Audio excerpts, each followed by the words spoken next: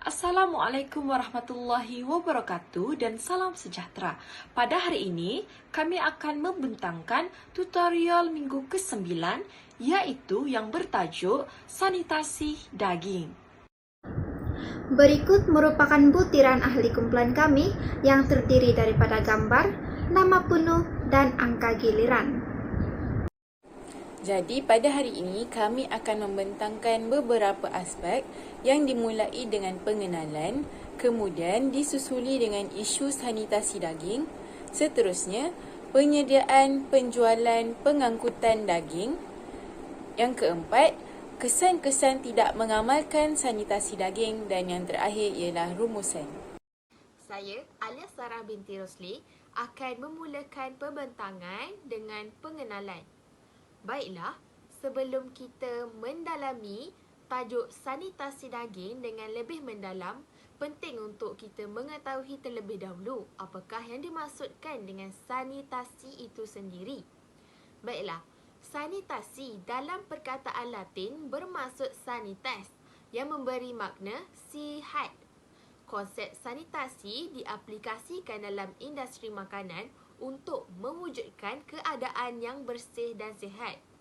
Dari sudut sains pula, ia memberi makna menyediakan keadaan penyediaan makanan supaya berada dalam keadaan yang bersih.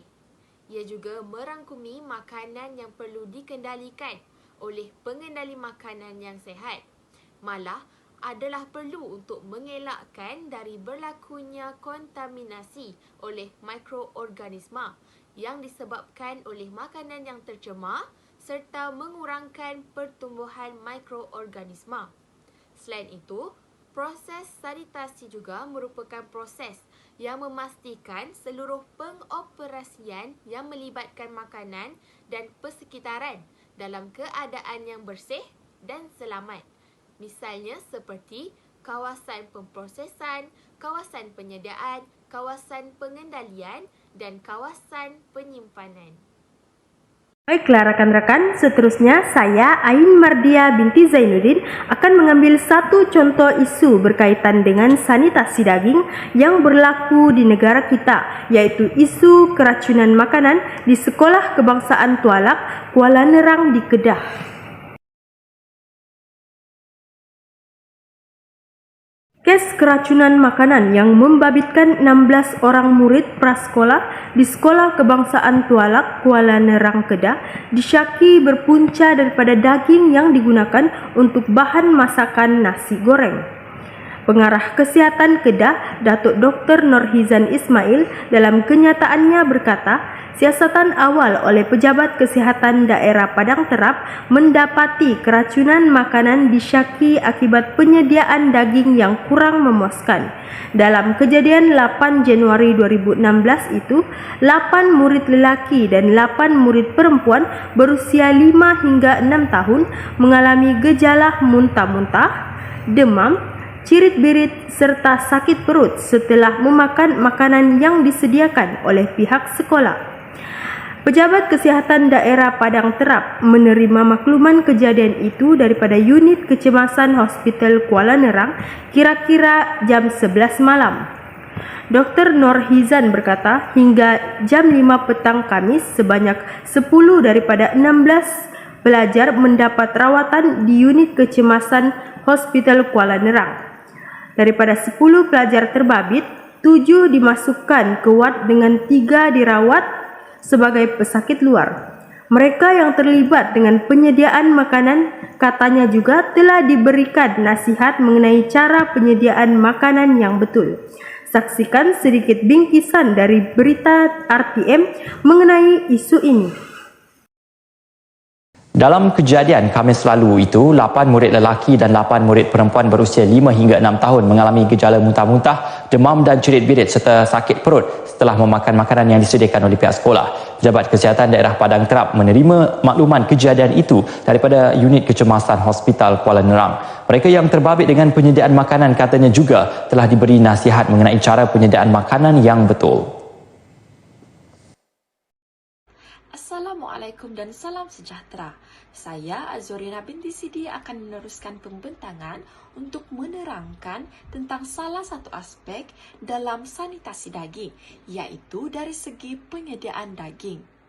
Dalam penyediaan daging ini terdapat beberapa aspek yang perlu dititik beratkan. Antaranya ialah yang pertama, kawasan yang digunakan untuk penyediaan daging haruslah dibersihkan dan dinyahjangkitkan sebelum dan selepas penyediaan pada setiap hari. Hal ini bagi memastikan daging yang disediakan sentiasa bersih dan selamat untuk dimakan. Seterusnya, perlulah menyediakan kawasan dan kelengkapan yang khusus untuk memotong, menyah tulang dan penyediaan daging segar. Yang ketiga, daging sejuk beku perlulah disimpan pada suhu di bawah 18 darjah Celsius. Dan akhir sekali, semua kelengkapan yang digunakan semasa pemprosesan daging hendaklah terdiri daripada bahan yang rata, mudah dibersihkan serta tahan hakisan. Sekian sahaja daripada saya. Seterusnya saya mempersilakan saudari Anisara Aisyah untuk meneruskan pembentangan. Baiklah, seterusnya saya, Anisara Aisyah binti Muhammad Sufyan, akan menerangkan aspek penyimpanan dan pengangkutan daging dengan lebih terperinci. Baik, yang pertama, kita hendaklah mencuci dan membilas daging-daging yang telah disembelih sebelum disimpan. Makna kata, apabila kita hendak menyimpan daging-daging yang mentah ke dalam peti sejuk, maka dengan itu kita perlulah mencucinya supaya kotoran-kotoran dan bakteria yang terdapat pada daging tersebut tidak membiak dengan lebih banyak. Seterusnya, simpan dalam bekas yang tertutup ataupun dalam plastik. Jadi, seperti yang dapat kita lihat pada gambar yang tertera, kita perlulah menyimpan daging-daging yang telah dipotong dalam suatu bekas ataupun plastik supaya daging mentah yang telah bersih ini setelah kita cuci tidak akan dijangkiti mana-mana bakteria yang terdapat pada daging mentah yang lain, bahan-bahan mentah yang lain yang terdapat dalam peti sejuk tersebut. Seterusnya, saya Nur Aisyah binti Latif akan meneruskan pembentangan ini pada bahagian penjualan daging. Apabila adanya perkataan penjualan, sudah semestinya akan berkait dengan penjual dan pembeli. Namun demikian, slide ini saya akan memfokuskan kepada seseorang yang menjual daging, iaitu penjual hendaklah memastikan bahawa pertama, semua daging dingin disimpan pada suhu di antara minus 10 darjah Celsius sehingga 100 darjah Celsius. Seterusnya, yang kedua, semua daging yang dipamerkan atau didedahkan untuk jualan runcit hendaklah disimpan di dalam unit penyejukan atau kemudahan tertebat yang berkesan dikekalkan pada suhu atau di bawah suhu 10 darjah Celsius. Selain itu, selalu menyediakan air yang bersih dalam jumlah mencukupi untuk keperluan pembersihan tempat penjualan dan juga tempat pencucian tangan. Akhir sekali, seseorang yang menjual daging hendaklah memastikan bahawa meja berlapis dengan porselin putih dan tersedia tempat serta alat pegantung daging yang berbuat daripada bahan anti karat. Baiklah, seterusnya saya Merdeka akan meneruskan pembentangan ini dengan kesan tidak mengamalkan sanitasi daging. Kesan yang pertama ialah pencemaran bakteria pada daging.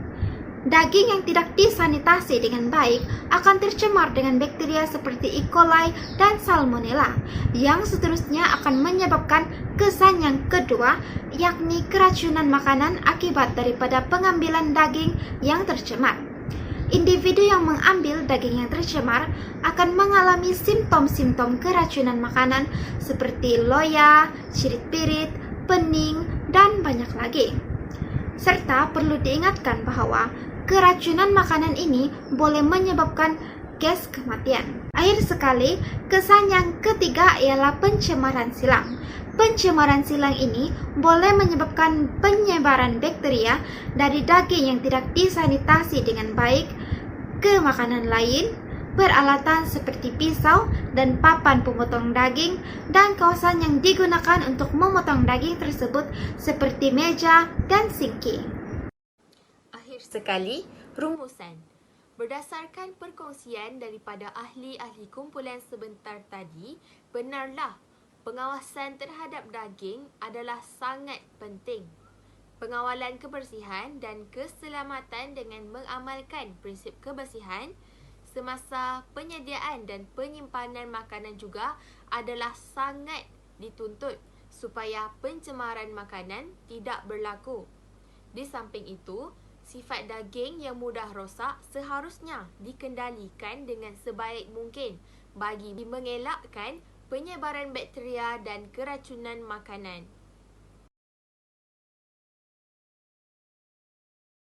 Baiklah, demikian sahaja pembentangan daripada kumpulan kami. Sekian, terima kasih.